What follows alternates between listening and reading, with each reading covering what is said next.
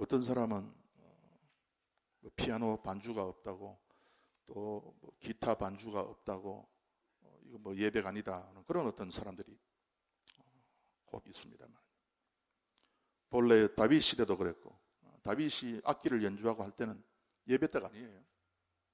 다윗이 악기를 가지고 연주를 하고, 다윗이 수금을 타고 할 때는 예배 때가 아니고요. 성경을 잘 읽어보면 그때는 어느 때인가 하면은 그 사울의 집에 가서 그런 거예요. 그러나 예배 때는 사실은요, 우리가 뭐 악기의 도움을 받아서 도움을 받을 수 없는 그런 형편이에요. 왜냐하면 이 음을 우리가 잘 잡지 못하니까 우리가 때로는 악기의 도움을 받지만 본래 그런 게 아니에요. 그래서 우리가 본래 그런 것 아닌 게 지금 본래 그런 것처럼 이렇게 이제 착각을 하고 사는 경우가 많죠. 찬양대도 마찬가지예요. 레위 시대, 레위 사람들 중심으로 구약 시대에 이 찬양대가 있었지만 하나님께서 이 모든 것도 다 없애버렸어요. 신약에 와서 모든 성도가 다 찬양돼요. 우리가 이걸 잘 알아야 돼요. 그래서 무슨 어떤 특별한 사람만 특별한 순수를 맡아서 하는 것처럼 예배가 절대 그래 돼서는 안 돼요. 우리 장로님들께서 대표기도 하지만은 장로님들께서 우리 전체의 성도님들, 전체의 소원을 우리가 담아서 우리가 하나님께 올리는 것이지, 개인의 어떤 소원을 절대 올리는 것이 아닙니다. 그래서 이제 이것이 예배 가장 중요한 핵심적인 부분이죠. 그래서 우리가 악기가 때로 없다 할지라도 최선을 다해서 우리가 찬양하고, 오히려 본질적으로 우리의 입술로서, 우리의 마음으로서 찬양하는 그런 찬양이 계속해서 되기를 바랍니다. 오늘 제가 여러분들에게 말씀드릴 것은요, 오늘 하이델베르그 요리문답이 아니고 오늘은 그 고난 주간이기 때문에 예수님의 고난의 의미에 대해서 여러분들에게 말씀을 드리도록 하겠습니다. 먼저 우리 성경 한번 찾아보도록 하겠습니다. 예수님의 고난은 어떤 의미가 있는 것인가? 그 예수님의 고난이라고 할 때에 정확하게 우리에게 무엇을 이야기를 하는 것인가? 오늘 저녁에 살펴보도록 하겠습니다. 진짜 이 많은 설명을 해야 되는데, 그런데 여러분께서 이제 이때까지 그 말씀을 들었던 것을 참고해서 보시면은 이게 어떻게 흘러간다 하는 것을 여러분께서 발견할 수 있게 되죠. 먼저 예수님의 그 피, 예수님의 십자가, 그리고 그 고난의 의미가 무엇인가? 우리 로마서 3장 25절, 우리 다 함께 한 목소리로 로마서 3장 25절을 읽도록 하겠습니다. 엄청 중요한 말씀인데요, 로마서 3장 25절이 계속해서 우리가 이 말씀을 다루고 있습니다. 로마서 3장 25절 다 함께 읽겠습니다. 시작. 이 예수를 하나님이 그의 피로 인하여 믿음으로 말미암는 화목제물로 세우셨으니 이는 하나님께서 길이 참으시는 중에 전에 지은 죄를 간과하심으로 자기의 의로우심을 나타내려 하심이니. 아멘. 여기에 예수님의 피가 나오고 있습니다. 이 예수를 하나님이 그의 피로 인하여, 즉 십자가의 고난이죠. 사실 2000여 년 전에 이 땅에서 사실적으로 구체적으로 분명히 일어났던 그 예수님의 십자가의 그 사건, 그 피 흘림으로 말미암아서 믿음으로 말미암는 화목제물. 그래서 왜 예수님께서 피를 흘렸냐? 여기 보면요, 여러분, 3장 25절에 5가지의 중요한 말씀을 우리가 알아야 이 말씀이 진짜 무엇을 말씀하는 거다 우리가 분명히 알게 되죠. 그래서 믿음이라고 하는 것이 왔는데, 믿음,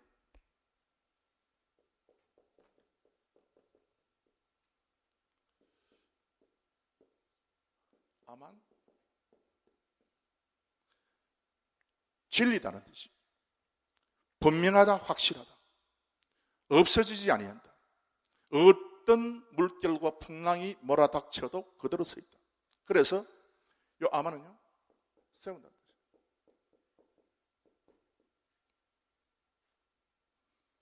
무엇 때문에 예수님께서 그 피를 흘렸냐?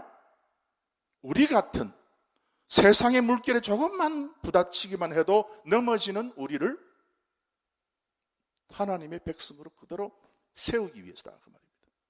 그래서 믿음으로 말미암는 화목제물, 이 화목제물은 여러분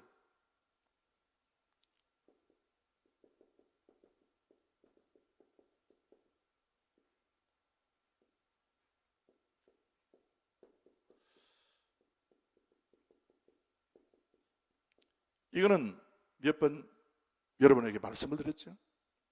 그래서 화목제물은 사실은 화목제물이 아니고 모든 제물이에요. 그래서 여러분께서 레위기 1장에서 10장까지에 있는 그 하나님께서 받으시기를 원하시는 모든 5가지 중요한 전체의 제사를 가르쳐서 가파르라고 해요. 그러니까 이 가파를 이야기할 때 예수님께서는 그저 5가지의 제사 가운데 한 가지 제사를 위해서 돌아가신 것이 아니라, 그래서 사실 이 화목 제물이라고 하는 번역은 조금 다음에 수정이 돼야 되죠. 그 다음에 세 번째는 뭔가 하면은 이는 하나님께서 길이 참으시는 중에 전에 지은 죄를,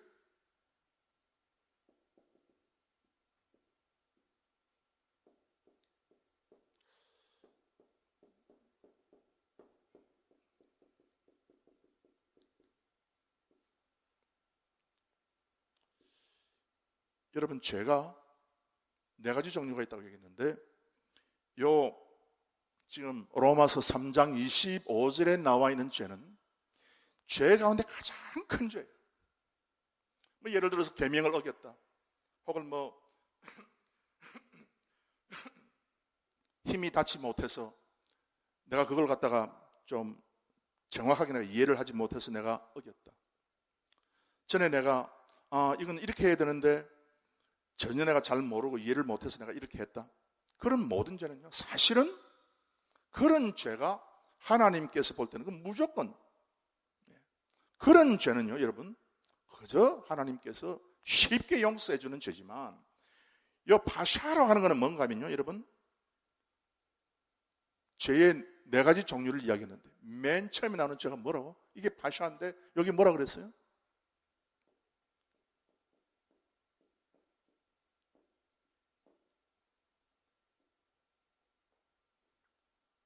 To break from, 하나님과 분리되는 거예요.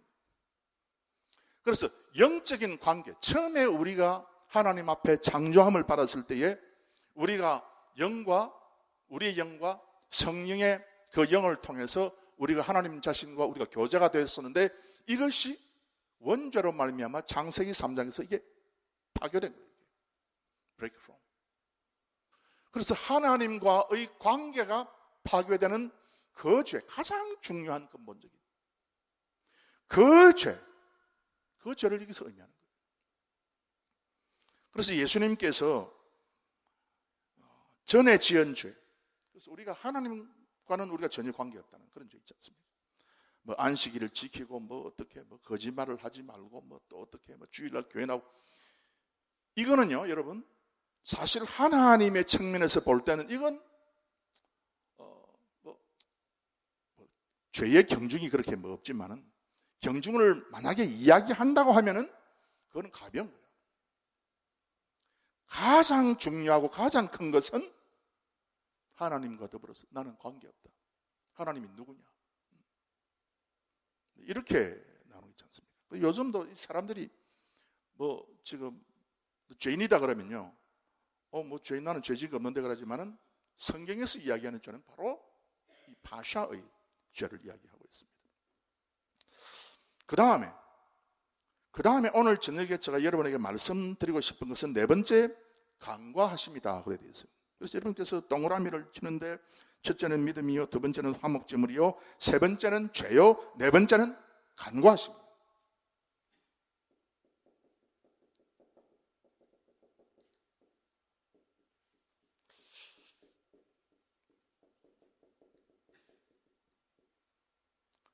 이 간과하심을 본래된 성경부터 읽어보면 아바르로 되어 있어요. 여러분 이 단어 몰라도 돼요. 오늘 저녁에 나중에 제가 하나 말씀드린 그 단어만 여러분께서 기억하면 되고, 요거는 기억을 안 하셔도 괜찮아요. 간과한다는 말은 무슨 말인가 하면은 아바르라고 하는 말인데, 이 아바르라고 하는 말에서부터 아바르 할 때 해가지고 우리 히브리가 나왔어요. 그래서 히브리 민족을 가르쳐서 저 사람들은 아바르를 한 사람이라고 해요. 아바르는 그래서 뭔가 하면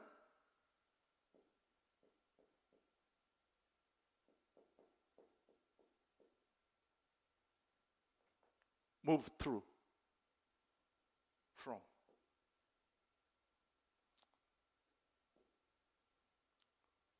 pass, over. 그냥 움직이는 게 아니에요. 그냥 움직이는 것이 아니고 어느 장소에서부터 완전히 확실하게 완전히 지나가는 거예요. move through, from, pass over. 그냥 패스하는 게 아니에요. 완전히 패스해서 완전히 넘어가는 거예요. 패스 오버. 이 패스 오버에서 뭔가 하면 6월절이 나왔잖아요. 패스 오버. 완전히 넘어가는 거예요. 그래서 죄를 간과했다는 것은 뭔가 하면 하나님께서 어떻게 하는가 하면 죄를 어떻게 하는가 하면 여러분 우리가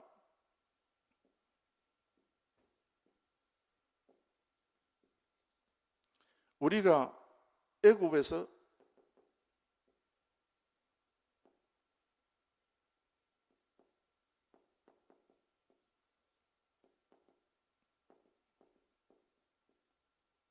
애굽에서부터 광야를 거쳐서 우리가 이 가나안까지 가는데요. 홍해를 건널 때에 홍해를 건넜다. 그래서 이스라엘 백성은 move through from 했다. 그 말이에요. 그래서 히브리 민족이에요. 그래서 우리가 영적 히브리 민족이지.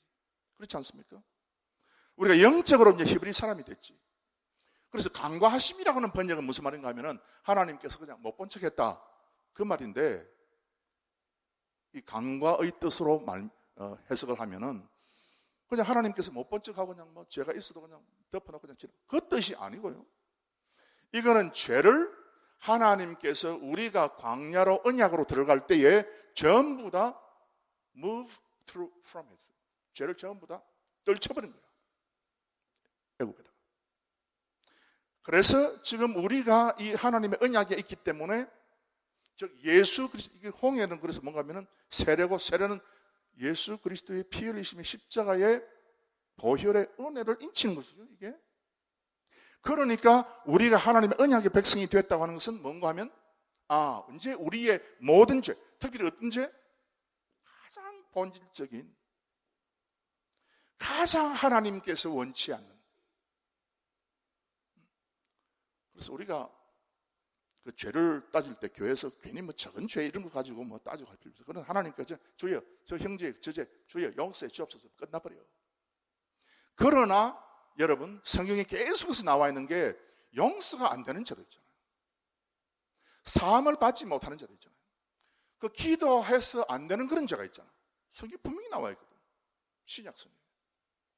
그래서 기도를 해도 안 되는 그런 죄가 있어요. 그 죄가 뭔가 하면 바로 이 파샤의 죄야. 이 파샤의 죄는 그래서 다른 것 없어요. 무엇만 이 파샤의 죄를 다 간과 없앨 수 있다? 예수님의 피밖에 없다고 합니다. 그래서 이번 주간에 우리가 예수님의 피를 우리가 바라보고 의지하고 이 피가 나에게 무엇을 했는가? 그것을 우리가 다시 한 번 더 발견하기를 바랍니다. 그 다음에 그래서 이게 간과예요. 그래서 완전히 이제 이동된 거죠. 그래서 우리를 하나님께서 언약으로 완전히 이동시키시고, 그리고 죄는 완전히 세상으로 완전히 다시 돌려보내버려요. 그래서 우리 자신과 죄를 완전히 분리하게 하셨다, 그 말입니다. 오늘 시간이 없으니까 그래서 이제 에베소서 1장 7절, 시간이 없어도 이걸 해야 되겠죠. 중요한 거니까. 에베소서 1장 7절 말씀.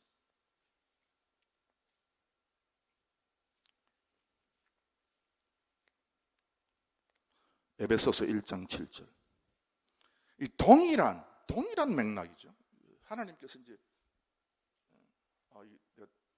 죄송합니다. 제가 5가지를 했지. 하나님이 어렵다 하십니다.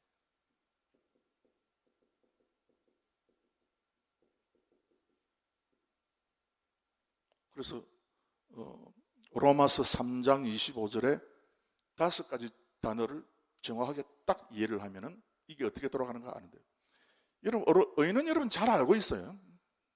차다크예요, 차다크. 이 차다크는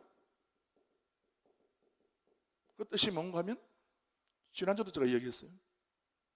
기차를 갈아타는 거예요. 차다크. 단단한 길이죠, 이게. 보드라인이에요.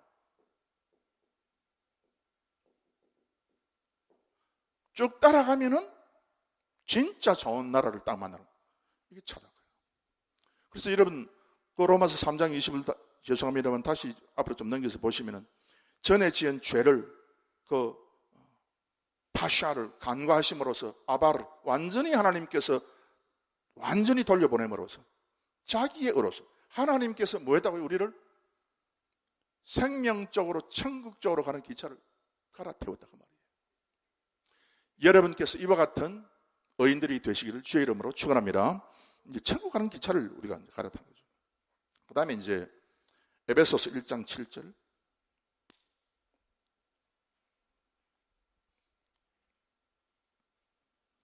에베소서 1장 7절. 우리 다 함께 읽겠습니다. 시작. 우리가 그리스도 안에서 그의 은혜의 풍성함을 따라 그의 피로 말미암아 구속 곧 죄 사함을 받았으니. 아멘. 피라고 또 피가 나왔죠. 그래서 이제 죄 사함 받았다 할 때 죄를 사함을 받았다 그래 돼 있어요. 본래 말로 된 성경 보면 이 죄는 무슨 죄겠어요?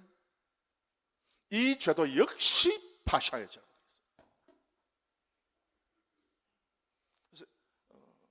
역시 파샤의 죄를 사했다 했을 때, 이 사했다는 말이 뭔가 하면 스트립 오프예요. 뭐 지금 너무 많은 여러분 이 원어를 쓰면 여러분께서 좀 헷갈리기 때문에, 그래서 사했다는 것은 뭔가 하면 사막에 우물을 길는 거예요. 사막에 우물을 길어가지고 그 참 힘써서 어렵게 길은 그 우물을 어떤 사람에게 퍼부어가지고 완전히 먼지를, 그 어떤 검정을 전부 다 없애는 거예요. 샬라크라고 하죠. 그래서 이 살라크라고 할 때는 전부 다 털어내는 거예요. 스트립 오프야. 완전히 끌어내는 거죠. 그런 어떤 의미에서 이것이 사용되어 있습니다. 그래서 예수님의 피, 고난, 십자가의 의미가 바로 이와 같은 것이다. 그래서 예수님은 그래서 당신의 피로 말미암아서 우리를 이동시키는 거예요. 죄와 우리를 분리시켜서 우리를 언약으로, 죄를 세상으로 이렇게 이동시키는 것입니다. 그 다음에 여러분께서 그 2번 문제 보시면, 그 예수님의 고난과 십자가가 사람들에게 어떻게 적용됩니까? 이렇게 했는데,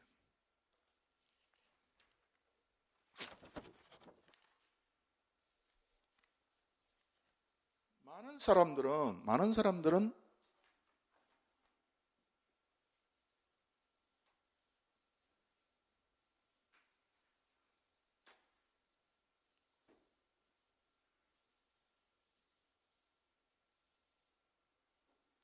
제가 여러분에게 여러분의 그 믿음의 체계를 더 분명하게 제가 만들기 위해서 계속해서 제가 이야기를 드린 게 뭔가 하면, 절대로 우리가 이원론적으로 생각하지 마라 그랬어요. 물론 성경에 이원론적으로 설명해야 되는 부분이 있어요.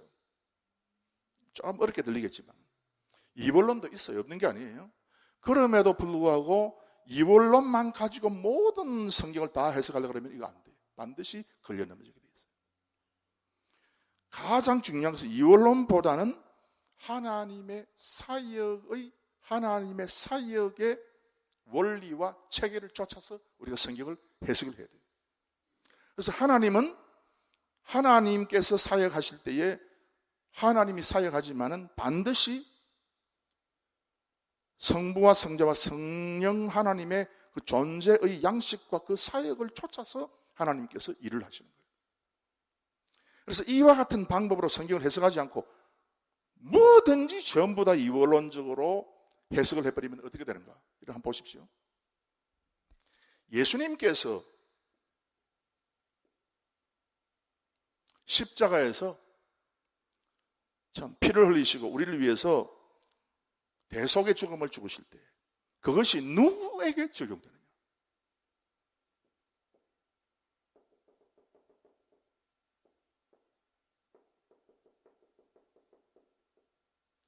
믿는 사람에게는 이게 적용이 되고 세상 사람에게 적용돼야 안 돼. 적용돼야 안 돼. 예수님의 십자가의 보혈의 피가 믿는 사람에게는 믿음으로 적용되지만은 세상 사람에게는 이 적용이 안 된다. 그래서 딱 두 가지로 딱 나누는 거예요. 이것이 여러분 미안하지만 틀렸다고 말이에요. 왜냐하면 성경을 읽어보면 안 그래 돼 있어. 저도 이렇게 해버리면 간단하고 좋겠는데 그러잖아요, 여러분. 여러분도 이해하기 쉽고 뭐 오른쪽이냐 왼쪽이냐 위이냐 밑이냐 딱 두 가지 다 돼가지고 남자냐 여자냐 이렇게 하면 좋은데 이게 성경에 보면 그게 안 돼 있다고 말이에요. 골로새서 1장 20절 우리 한번 성경을 보겠습니다. 골로새서 1장 20절.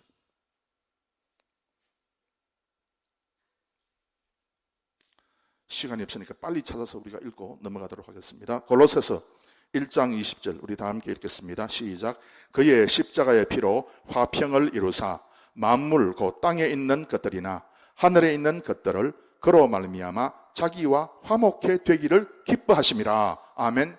십자가의 피로 누구하고를 여기 포함돼야 안 돼. 이 포함돼야 안 돼. 세상 사람 포함됩니까 안 됩니까? 어디에서 포함됩니까? 어느 말씀에서?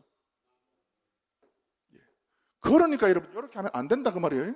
이렇게 하면은 결국 나중에 하나님의 말씀이 점점 여러분의 시야 속에 암흑으로 타고요. 결국 나중에 아무것도 모르게 돼. 깜깜하게 돼. 내가 믿는 건지 안 믿는 건지도 나중에 오래되면 모르게 돼. 그래서 여러분 이렇게 하면 안 돼. 요건 누가 이렇게 하는가 하면은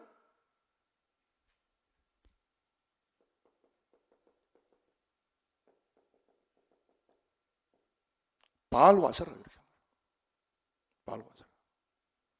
바알과 아세라가 어느 정도는 맞아요. 이 세상에서 신을 부르는 사람은 어느 정도는 맞지만 그런데도 이렇게 하면 결국 나중에 혼동과 좌절과 우상숭배와 불신앙 가운데 빠지게 되는 거예요. 고린도후서 5장 19절.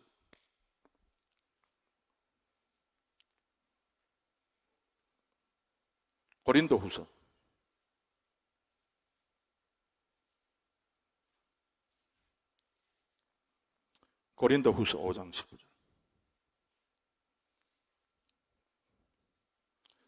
우리 다 함께 읽겠습니다. 시작. 이는 하나님께서 그리스도 안에 계시사 세상을 자기와 화목하게 하시며 저희의 죄를 저희에게 돌리지 아니하시고 화목하게 하는 말씀을 우리에게 부탁하셨느니라. 아멘. 하나님께서 그 아들 예수 그리스도의 십자가의 그것을 그 은혜를 세상에 적용시켜서 안 시켰어요. 그래서 이런 식으로 성경을 이해하면 안 돼요. 절대로 나중에 안 돼요. 디모데전서 2장 4절은 여러분 잘 아는 말씀이에요. 제가 읽어드리겠습니다. 하나님은 모든 사람이 구원을 받으며 진리를 아는데 이르기를 원하신다. 그랬어요. 모든 사람. 그래서 여러분 이렇게 하면은 이원론적으로 성경을 이해하지 마라. 그렇게 하면은 어느 정도는 맞다가도 결국 나중에 안 된다. 자, 여러분, 그래서 동성애자를 하나님이 사랑하십니까? 사랑 안 하십니까? 예? 동성연애하는 사람 하나님이 사랑합니까? 안 합니까? 크게 한번 대답해 보십시다. 시작. 사랑하지. 왜? 그래도 그 동성연애자라도 다른 사람의 손가락질을 받은 사람도 하나님께서는 사랑하고 구원받기를 원하십니다. 그렇지 않습니까? 그래서 하나님이 세상을 이처럼 사랑하셔서 세상을 사랑한 거예요. 물론 교회도 사랑했지만 세상을 사랑한 거예요. 그것을 통틀어서 뭐라고 그런가 하면은 뭐라 그럽니까? 이런 말씀들을 뭐라 그런다고요?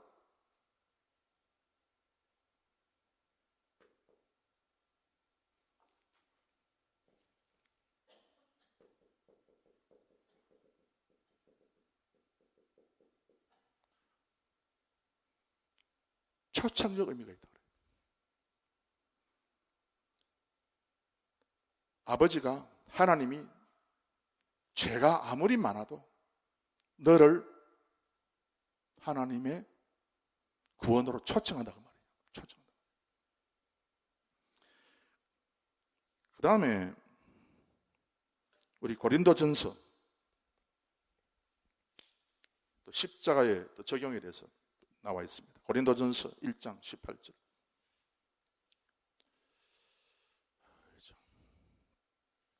고린도전서 1장 18절. 아주 중요한 말씀이죠. 우리 다 함께 고린도전서 1장 18절 크게 읽겠습니다. 시작. 십자가의 도가 멸망하는 자들에게는 미련한 것이요 구원을 얻는 우리에게는 하나님의 능력이라. 아멘. 십자가의 도가 멸망하는 자는 뭐?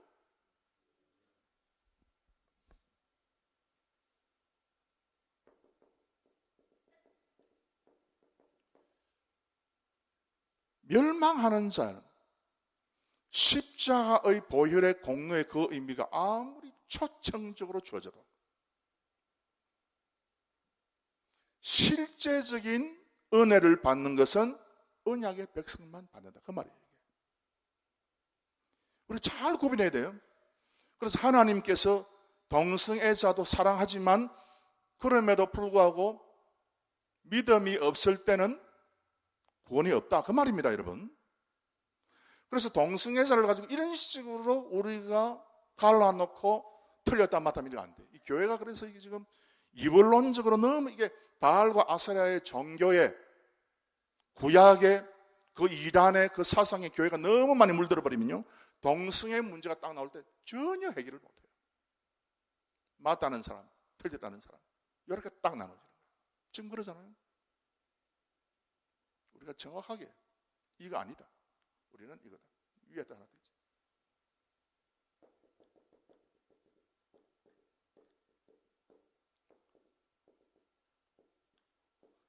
그래서 십자가에 있어서는요. 세 가지입니다.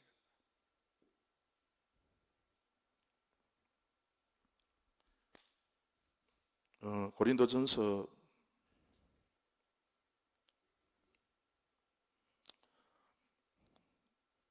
1장 우리가 18절 했죠. 23절 24절 제가 읽어드리겠습니다. 우리는 십자가에 못 박힌 그리스도를 전하니 유대인에게는 거리끼는 것이요 이방인에게는 미련한 것이로되 오직 부르심을 입은 자들에게 실제적 의미로 언약의 부르심을 입은 자들에게는 유대인이나 헬라인이나 그리스도는 하나님의 능력이요 지혜라. 이걸 지금 이야기해요. 갈라디아 6장 14절 여러분께서 집에서 한번 찾아보시고요. 그 다음 세 번째, 이 완성적, 선택적인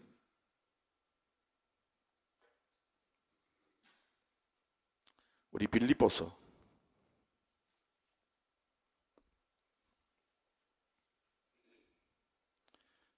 3장 10절과 11절 말씀 제가 봉독해 드리겠습니다. 내가 그리스도와 그 부활의 권능과 그 고난의 참여함을 알게 하여 그의 죽으심을 본받아. 그래서 뭔가 여기에 그리스도의 고난이 나와요. 그리고 그 죽으심이 나와요. 이 그리스도의 죽으심과 고난이 어떤 의미가 있느냐? 어떤 의미가? 그래서 빌립보서 3장 11절 말씀에 우리 다 함께 읽겠습니다. 어찌하든지 죽은 자 가운데서 부활에 이르려 하노니. 부활에 완성적인 의미죠. 그래서 예수님의 십자가를 딱 볼 때 그 십자가가 어디에 어떻게 적용되는가 우리가 정확하게 알아야 되지. 이런 식으로 그냥 뭐 이야기해가지고는 우리가 전혀 아무것도 모르게 된다 그 뜻이에요.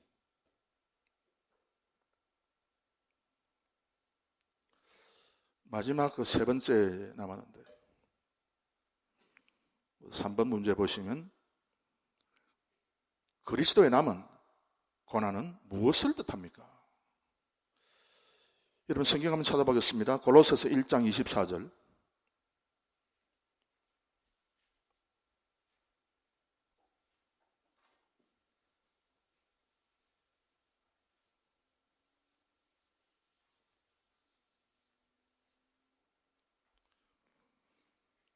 골로새서 1장 24절. 아주 이게 참 중요한 말씀이고요. 잘못하면 엉뚱한 이 생각을 하게 되는 그런 말씀이기 때문에 아주 우리가 오늘 저녁에 마지막으로 3번 문제 잘 우리가 정확하게 잘 이해를 해야 되겠습니다. 골로새서 1장 24절 다 함께 읽겠습니다. 시작.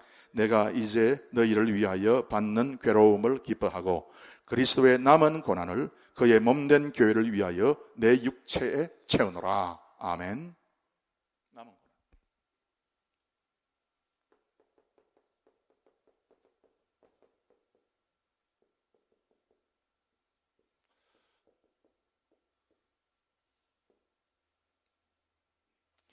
이 남은 고난이래 가지고 여러분 이거 몰라도 괜찮아요. 히스테레입니다.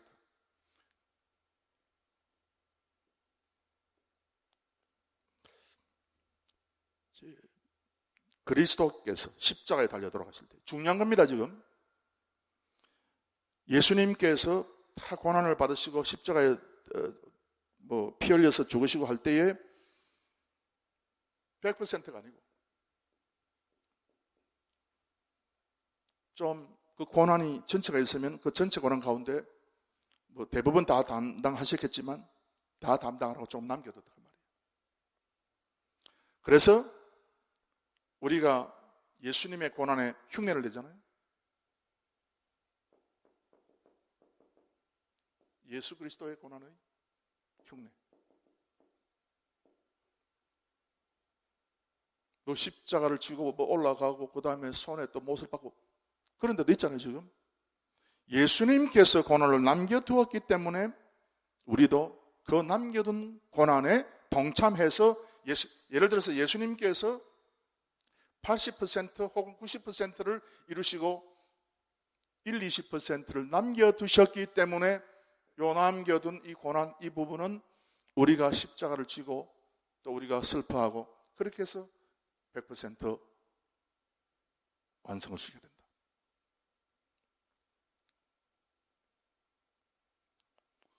딱 이렇게 하면요, 여러분은 즉각적으로 무슨 말씀이 기억되어야 되는가 하면은 예수님께서 십자가에서 돌아가실 때에 십자가상에서 7가지 말씀을 하셨잖아요. 7가지 말씀 가운데 여자여 보소서 아들이니이다 목마르다 여러 가지 말씀을 하시면서 그 가운데 하나가 맨 마지막에 무슨 말씀입니까?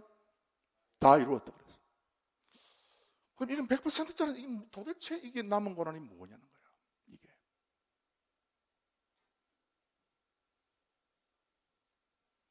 그래서 남은 고난의 흉내를 내기도 하고 또 이게 잘못해가지고 어떻게 들어가냐면요 신인 협동설이라고 합니다.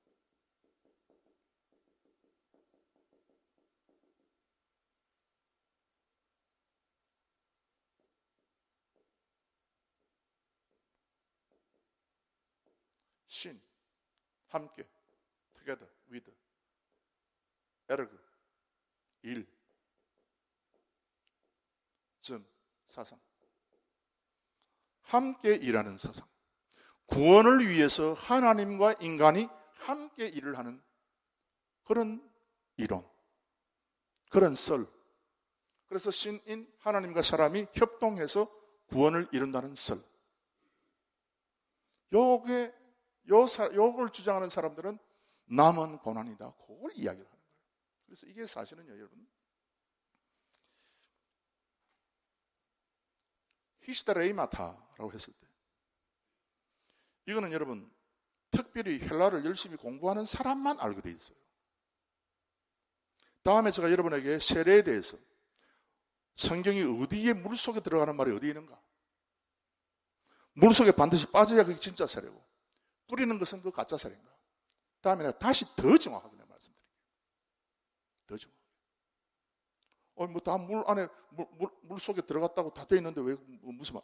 그것조차도 꺼내가지고 정확하게 제가 이야기해요. 세례법이 또 나와요. 남은 고난이라고 했을 때에 이 히스테레이마타라고 되어 있는데 이 히스테레이마타가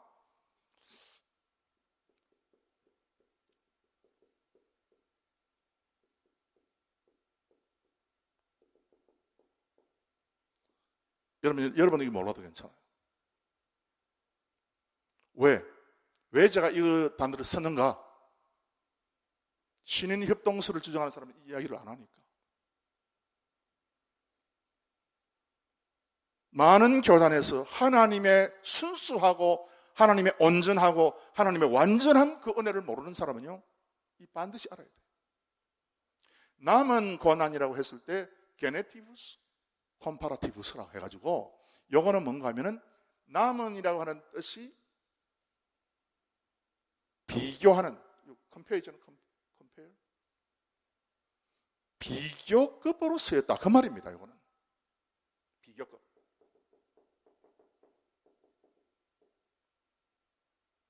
그래서 비교급으로 쓰였다는 것은 뭔가 하면은 이게 남은 고난이라고 했을 때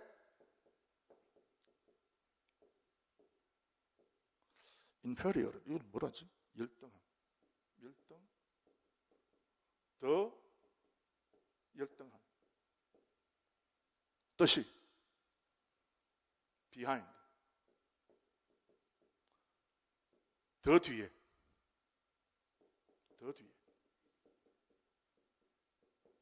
뭐 이런 뜻이 사실은.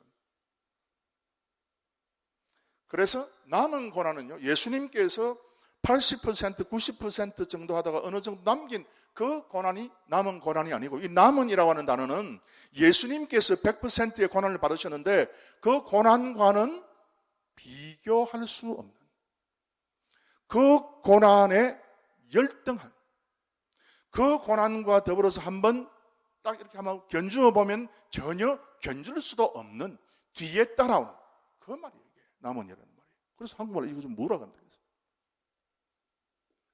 그래서 남은 고난이다.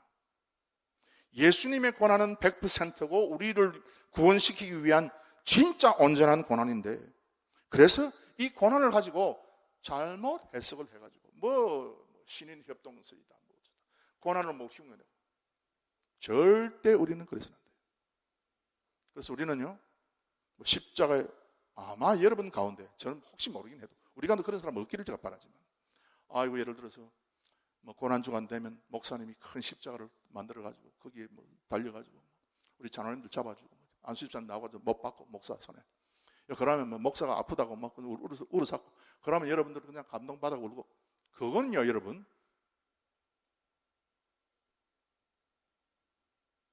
전혀 무관한 거예요. 예수밖에 없어요. 예수님이 제일이고 예수님이 전부가 있는, 예수님께서 전체가 되는 그런 믿음이 여러분의 믿음이 되시기를 바랍니다. 그래서 이제 이런 어떤 이 고난이에요. 이 고난인데,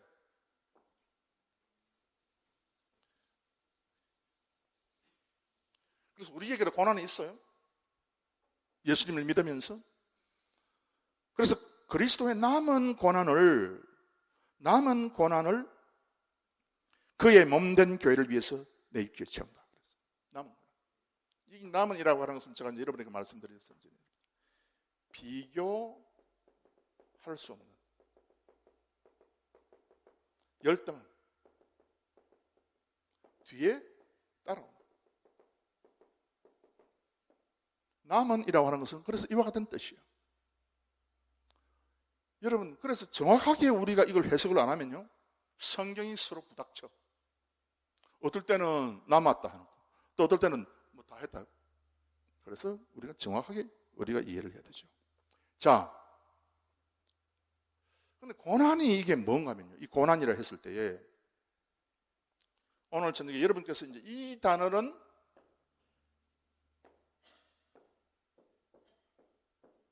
알아야 돼요.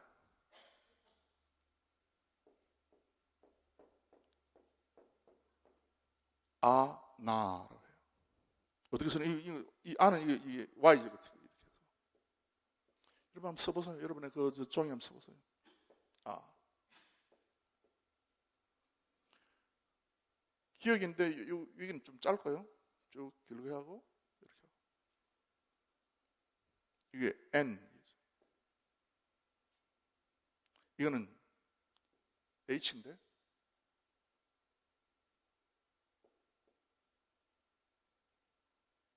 아나 이 고난이야. 그래서 이게 고난이라고 그랬는데 도대체 이 고난이 뭐냐? 고난이 첫째 의미가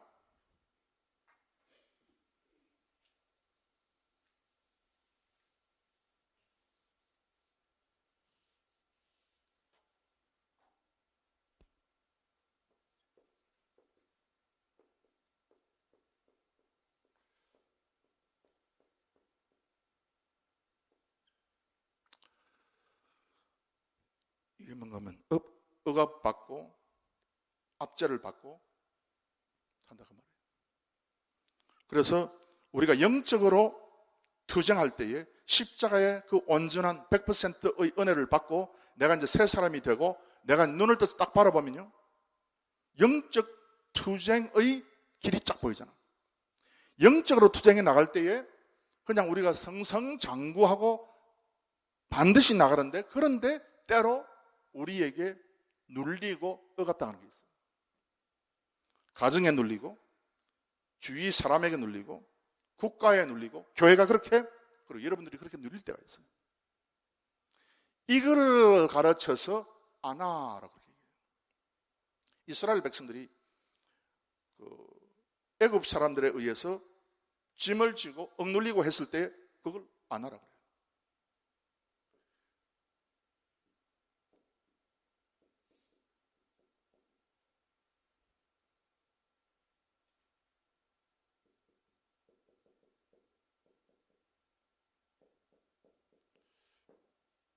두 번째는 막 이렇게 압제를 받고 밑으로 눌리니까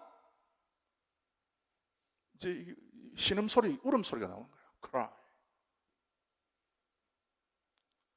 그리고 이제 다른 말은 뭔가 하면은 군인들이 전쟁에 출정하면서 적을 만나가지고 전투를 시작할 때의 목소리를 높이는 거예요. 그게 아나예요. 그래서 이건 뭔가 하면 우리가 참 믿음의 길을 감에 있어서 우리가 어떤 핍박과 좌절과 역경과 힘든 일이 생길 때에, 우리가 고난을 받을 때에 우리 속에서 신음이 터져 나오고 우리가 참 고함을 지르고 소리를 높여야 될 때가 있잖아요. 그게 세 번째가 뭔가 하면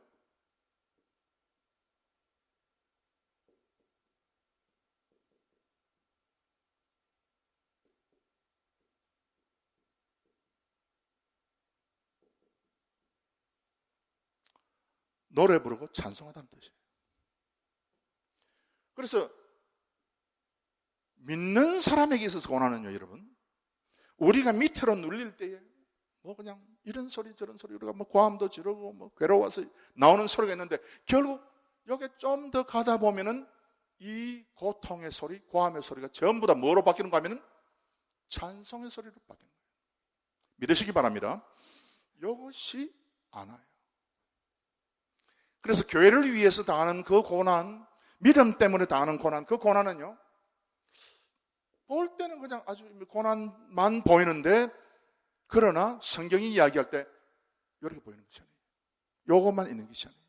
결국 나중에 믿는 사람이 고난 받을 때는 반드시 하나님을 찬양하는 찬양의 자리에 딱 들어가게 돼요. 여기에 어디 있는가 하면은 요 아나라고 하는 단어가 여러 가지 많이 사용되어 있지만은, 여러분께서 사무엘상 21장 12절을 보시면은 거기에 이스라엘의 여인들이 나와가지고 블레셋 군대에 이겼다고 찬송을 해요.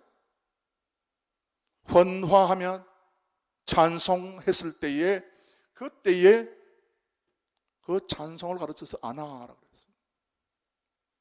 즉 뭔가 하면요, 우리가 고난이 있지만, 우리의 삶에 있어서 어려움이 있지만 그 어려움을 참고 견디고 또 신음소리 내고 하면 결국 나중에 이것이 찬송의 소리가 되는데 결국 나중에 이게 승리의 소리예요. 그래서 믿는 사람은요, 여러분, 안아야 고난이.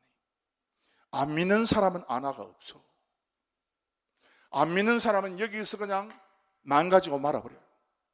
그러나 우리는 이걸 통해서 끝까지 찬양의 자리로 들어간다. 그래서 오늘 예수님께서 고난 당하신 이 고난, 동일한 이 안한다. 예수님의 당하신 그 고난도 안하라 그랬어요. 결국 나중에 승리하게 될 수밖에 없는 고난이에요. 이게 고난이에요. 그래서 지금 여러분도 주님을 바라보고 혹시 여러분의 삶에 남은 고난이 있잖아요. 지금 여러분의 삶에 고난이 있잖아요. 뭐 그냥 웃고 지내고 우리가 때로 그러지만은 때로 우리가 얼마나 힘들 때가 있습니까? 그럴 때, 이 남은 고난을 내가 받게 되는데, 그러나 이 고난은 결국 나중에 나로 하여금 찬송하게 하는 것이다. 여러분 이거 다 적어놔야 돼요. 남은 고난에 절대로 여러분 고난을 1번만 생각하면 안 돼. 결국 그 결과도 반드시 우리에게 아주 중요한, 아주 좋은 그런 어떤 하나님의 해결점이 주어지게 된다 하는 것을 발견하고, 그래서 여러분께서 이 말씀 가운데서 승리하게 되기를 바랍니다. 우리가 고난 주간을 맞이해서 그래서 이와 같은 하나님의 말씀을 계속해서 묵상하고 끝까지 주님 앞에 정결한 삶, 귀한 믿음의 삶을 살아가는 우리 성도님들이 되시기를 바랍니다. 기도하겠습니다.